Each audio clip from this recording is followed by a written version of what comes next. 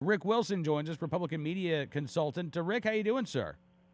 I am doing well. Thanks, man. You bet. When I saw this story, you were the first person I thought about talking to, and not just because I had seen some tweet from Boing Boing about whale meat that you had tweeted a couple minutes earlier. I promise that had It's nothing to the do with it. other white meat. The other way. I said in some alternate universe out there, Charlie Tuna never existed, and right now kids are demanding Wally Whale. You know, I want my whale. Anyway, Ma'am. the ad for whale in a can might be about as effective as a Bloomberg ad in Arkansas these days. Well, look, I mean, the underpinning here and the understory here is that Harry Reid and Chuck Schumer are both looking at the math of holding on to their majority in the Senate, and they look at some of these red states where the Bloomberg folks have decided they're going to go after Democrats who would ordinarily have a better chance in an off-year election cycle in red states to hold on to their seats. But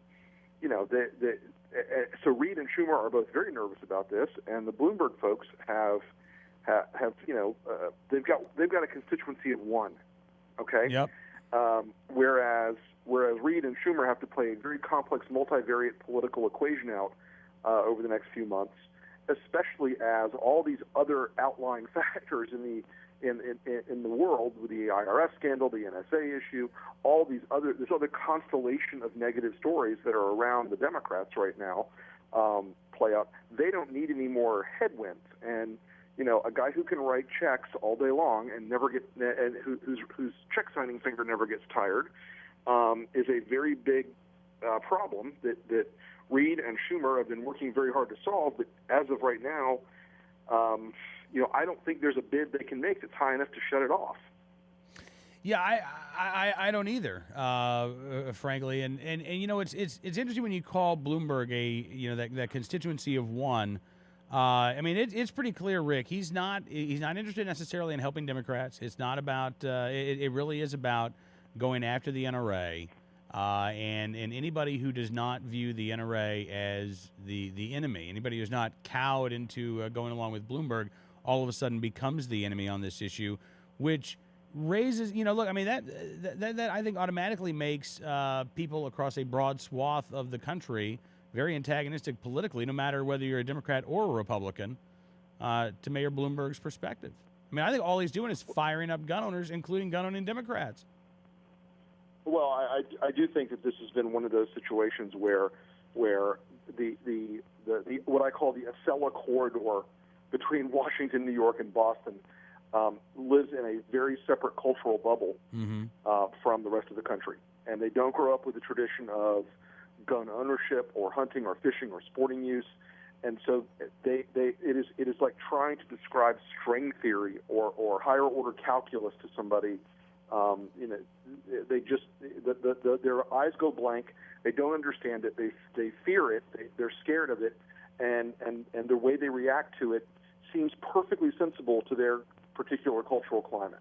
And so a guy in Connecticut or a guy in New York who wants to impose his will on the rest of the country, thinks, well, obviously all right-thinking people believe exactly as I do. And I think, frankly, in the firearms community, there is a much broader spectrum of opinion. There are people who just look at firearms as part of their hunting tradition. Mm-hmm. There are people who look at it just as part of a sporting or self-defense tradition. But on the other side, if you don't believe in this very new draconian model that they're putting out there, and they're smart enough to know that we say background checks long enough and loud enough, everybody will believe it's just background checks. Right. They know they can't sell the whole package. They know the entire agenda would lead to catastrophic losses on the Democratic side. But the answer is, in a year where you've got a number of vulnerable Democrats up in red states, their answer seems to be put the pedal to the metal and try to run this thing out. And teach everybody else a lesson. Well, I mean, one other thing, it's not a Senate race, but the sudden collapse of John Hickenlooper's polling numbers, somebody pointed out today. I was like, really? Now, what could have happened there? What was it that was going on in Colorado? I can't put my finger on it quite. So Hickenlooper's approval rating is down. Yes, it is. Yes, it is, Really? significantly.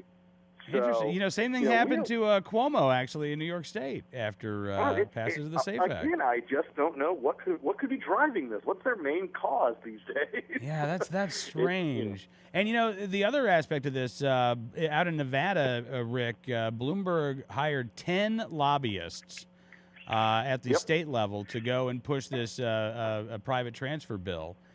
He got it through, bare minimum vote in the Senate. I think he had a 4-vote margin in the House. But when this went to Governor Sandoval's desk and the phones, opened up, they actually had to open up a separate phone line to handle all of the calls for this issue. And overwhelmingly, the calls are coming in from gun owners saying veto this bill. And that's exactly what Sandoval did today. Yeah. Well, and I'm not shocked by that because, look, if you pay enough lobbyists enough money, you can achieve a lot of outcomes. And the lobbyists that Bloomberg hired in Colorado were influential folks in the Senate, and they did a good job for him. I mean, but the problem is, when you get to a governor lobbying an executive who has a much broader statewide sense of what's going on, and who has fewer ways he can run help some of his members run for cover like they can in these legislative fights. When it gets down to a governor, they face a lot more pressure. It's very direct, it's very immediate, it's very in their face, and so. I think Sandoval's decision should not shock people, but it's worth noting that the Bloomberg folks. Look, I counsel Republicans and Second Amendment folks not to underestimate them. They are very determined. Yep. They are spending a lot of money.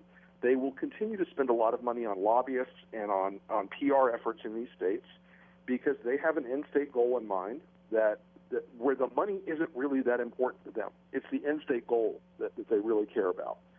So, it's important to keep up the level of pressure on folks, and it's important, frankly, to extract the political cost, as is happening in Colorado with the recalls, and it's important to extract a political cost in 2014 to show that when you're looking at things that impinge upon the constitutionally protected rights of American citizens, and B, that you're doing so in a way that doesn't reflect the values of your state, there's going to be an opportunity for folks on our side of the fence to make a significant impact in the electoral outlook in 2014 because of these decisions. This is a non-trivial aspect, I think, of the 2014 elections. I hope that you're right about that, and I think it should be a non-trivial aspect of the 2014 presidential elections. But as you say, Rick, you can't underestimate these folks. Money, Nope. Money can't buy you love, but it can buy you an awful lot of things.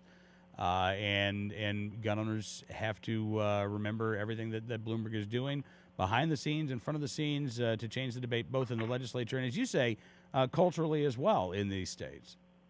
Yeah, and as I think we know that there's always a thing of there's a lot of money in politics. Well, this is a guy who is worth $15 billion. He could write $1 billion check tomorrow and not worry about it.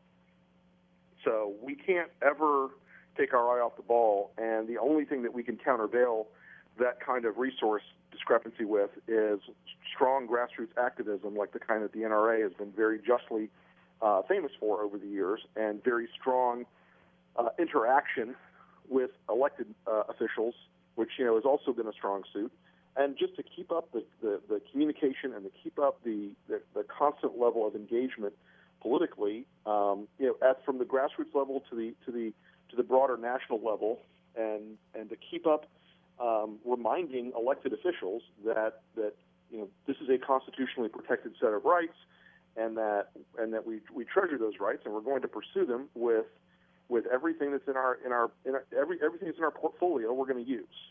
So there you go. That's it. Well, listen, Rick, appreciate it as always, sir. Enjoy likewise. Enjoy the canned whale this weekend, and look forward to talking to you again very soon.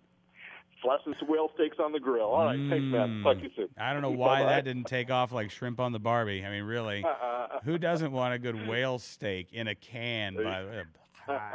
Exactly. Thank you, Rick. Rick Wilson, again. Republican media consultant, joining us on the program.